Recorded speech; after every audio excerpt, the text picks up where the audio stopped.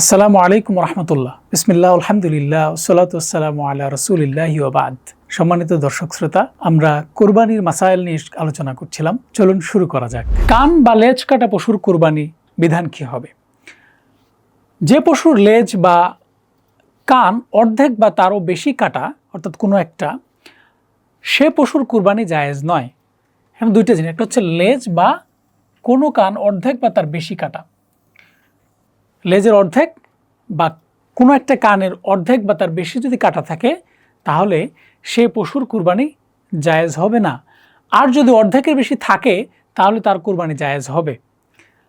তবে জন্মগতভাবেই যদি কান ছোট হয়, তাহলে অসুবিধা নেই। যদি সহজ করে আমরা বলি যে পশুর লেজ বা কান অর্ধেক বা তারও বেশি কাটা, অর্ধেকটারও বেশি কেটে গেছে, এরকম যদি হয় কান অথবা লেজের, তাহলে সে পশু দিয়ে কিন্তু কুরবানি করা যাবে না। আর যদি অর্ধেকটা না, কিছুটা কেটেছে, অর্ধেকের বেশি রয়ে গেছে, তাহলে কিন্তু সেই পশু দিয়ে কুরবানি করা যেতে পারে। আরেকটা বিষয় হচ্ছে, যদি এমন হয় যে জন্মগতভাবে কোনো একটা পশুর কান খুবই ছোট, বা আমরা যদি বলি যে কুরবানির জন্মগতভাবে যদি একটা পশুর কান ছোট হয়, তাহলে সেটা কোনো অসুবিধার বিষয় নয়। অন্ধ পশুর কুরবানির বিধান কী হবে? যে পশুর দুটি চোখই অন্ধ বা এক চোখ পুরো নষ্ট, সে পশু কুরবানি করা জায়েজ নয়। অর্থাৎ পুরোপুরি অন্ধ, দুটো চোখই অন্ধ বা এক চোখ পুরো নষ্ট হয়ে গেছে, সেই পশু দিয়ে কুরবানি করা জায়েজ হবে না। সুতরাং আমরা এই বিষয়টি অবশ্যই খেয়াল রাখব যে পশুর একটা চোখ একেবারে নষ্ট অথবা দুটো চোখে অন্ধ, এমন পশু দিয়ে কুরবানি করা জায়েজ হবে না। নতুন পশু ক্রয়ের পর হারানোটা পাওয়া গেলে, অর্থাৎ আপনি একটি পশু কিনেছিলেন বা একজন ব্যক্তি একটি পশু কিনেছে, তো কেনার পরে সে পশুটি হারিয়ে গেছে, তারপর আরেকটি পশু কেনা হলো, তো সেই সময় আসলে সেই হারানো পশুর বিধানটা কি হবে? তো কুরবানির পশু হারিয়ে যাওয়ার পর যদি আরেকটি কেনা হয় এবং পরে হারানোটিও পাওয়া যায়, তাহলে কুরবানির দাতা যদি গরিব হন, যিনি কুরবানি দিচ্ছেন তিনি যদি গরিব হন, যার উপর কুরবানি ওয়াজিব নয়, তিনি দুটো পশুই কুরবানি করবেন এবং এটা তার উপর ওয়াজিব।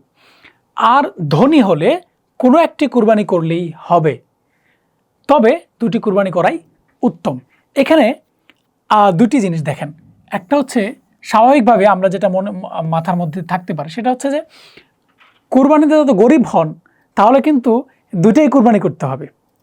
আর যদি বড়লোক হন, অর্থাৎ তার উপরে যে কুরবানি ওয়াজিব ছিল, তিনি কিন্তু যে কোনো একটা করলেই তার কুরবানি হবে এবং দুটা করা উত্তম হবে। এটা কিন্তু একটা বিপরীত জিনিসটা মাথায় রাখতে হবে। যার উপর ওয়াজিব ছিল না অথচ তিনি কুরবানি করছেন, তার জন্য কিন্তু দুইটাই দিতে হবে, যদিও সে গরিব। আরেকদিকে একজন বড়লোক বলতে বোঝাচ্ছে যার সম্পদ নেশাব পরিমাণ ছিল, যার উপর ওয়াজিব ছিল, তার সামর্থ্য আছে, তারপরও কিন্তু তিনি একটা দিলেও কুরবানি হবে, আর দুইটা দেওয়াই উত্তম হবে। গর্ভবতী পশুর কুরবানির বিধানটা আসলে কি হবে? গর্ভবতী পশু কুরবানি করা জায়েজ, তবে জবাইয়ের পর যদি বাচ্চা জীবিত পাওয়া যায়, তবে সেটাও জবাই করতে হবে। তবে প্রসবের সময় আসন্ন হলে সে পশু কুরবানি করা মাকরুহ, অর্থাৎ প্রসবের সময় যদি আসন্ন হয়। এখানে আমরা দুইটা জিনিস দেখলাম। একটা হচ্ছে, যদি গর্ভবতী হয় একটা পশু, তাহলে তাকে কুরবানি করা যাবে, জায়েজ হবে। যদি কুরবানি করার পরে তার ভিতরে একটি জীবিত বাচ্চা থাকে, তাহলে সেটিকেও কুরবানি করতে হবে, জবাই করতে হবে। তবে প্রসবের সময় যদি আসন্ন হয়, এরকম যদি থাকে, তাহলে সেই পশু দিয়ে কুরবানি করা, কুরবানিটা হচ্ছে মাকরুহ।